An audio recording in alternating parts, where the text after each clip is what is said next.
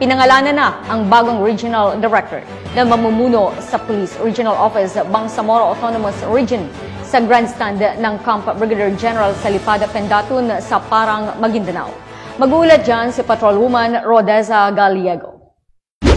Opisyal na tinanggap ni Police Brigadier General Prexy Dugas Tanggabon ang kanyang tungkulin bilang bagong itinalagang Regional Director ng Police Regional Office ng Bangsamoro Autonomous Region matapos ang turnover of office ceremony na ginanap sa PRO Bar Grandstand Camp Brigadier General Salipada, K. Pendatun, Parang, Maguindanao del Norte noong ika-28 ng Marso taong kasalukuyan. Si Police Brigadier General Tanggabon ay isang miyembro ng PNPA Tagapagkalinga Class 1991.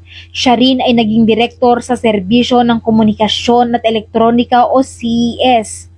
Ngayon, siya ay maglilingkod sa Bangsamoro Region bilang ika-30 na Regional Director ng PRO Bar.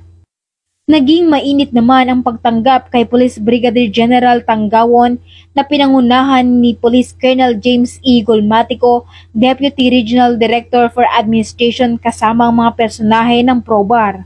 Hinimok din niya ang buong puwersa ng pulisya ng Bangsamoro Region na makipagtulungan at suportahan siya habang siya ay nagsisimula bilang Regional Director ng PRO Bar.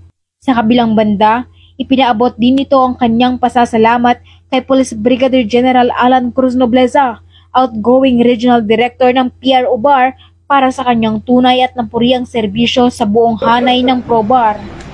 Taos-puso naman ang pasasalamat ng naturang bagong Regional Director sa mainit na pagtanggap sa kanya sa buong kapulisan ng PROBAR. Mula dito sa rehiyon ng Bangsamoro, ako ang inyong PNN correspondent, Patrolwoman Rodeza Galiego, alagad ng batas, tagataguyod ng Balitang Pulis. Maraming salamat, Patrolwoman Galiego.